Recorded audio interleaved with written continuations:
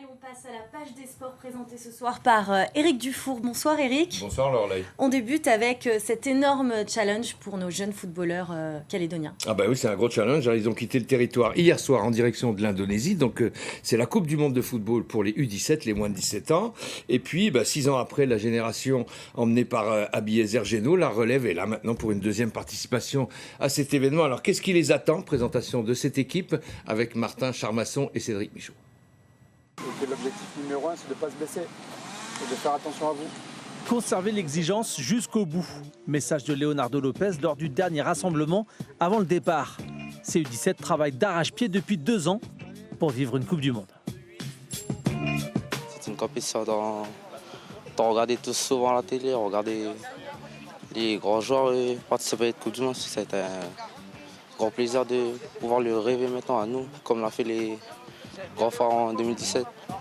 La qualification remonte à janvier dernier lors des éliminatoires Océanie à Fidji. En poule, ils sont proches de battre les Néo-Zélandais, défaite 3-2. Ils les retrouvent en finale, mais concèdent un nouveau revers 1-0. Leur place de finaliste permet de valider le billet pour le mondial. Et un stage d'une semaine chez les Kiwis leur fait passer un cap.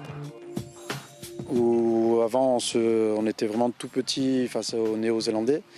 Et là, on a senti vraiment une différence de comportement, ne serait-ce que dans l'attitude. Il y avait plus ce complexe d'infériorité, notamment par rapport à ces Néo-Zélandais, même si, encore une fois, nos garçons font preuve de beaucoup d'humilité. C'est ce qui fait leur grande force et ce qui fera notre grande force, j'espère aussi là-bas. Ce groupe, Didier Blanc le connaît très bien. Créateur de la section football du lycée d'Okamo en 2012, il s'est rapproché de la fédération calédonienne pour en faire une académie fédérale.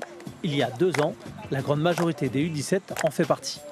On a aménagé leur emploi du temps de façon à ce qu'ils puissent s'entraîner tous les jours de 15h à 17h. Le vendredi, ils retrouvent le club et puis le samedi, ils jouent forcément avec le club respectif. Formidable aventure, hein, franchement, moi je vais bientôt quitter le territoire puisque je pars à la retraite à la fin de l'année. C'est un sacré cadeau que me font les gamins, là. C'est fantastique pour moi. Je suis rentré par la petite porte, je ressors par la grande, c'est formidable. Je ne pouvais pas espérer une meilleure sortie. Quelques éléments proviennent également de métropole avec des profils non disponibles sur le territoire. Frères Kouchan, Nicolas et Baptiste, qui sont au centre de formation des Girondins de Bordeaux. Donc il y a Nicolas le gardien et Baptiste l'attaquant.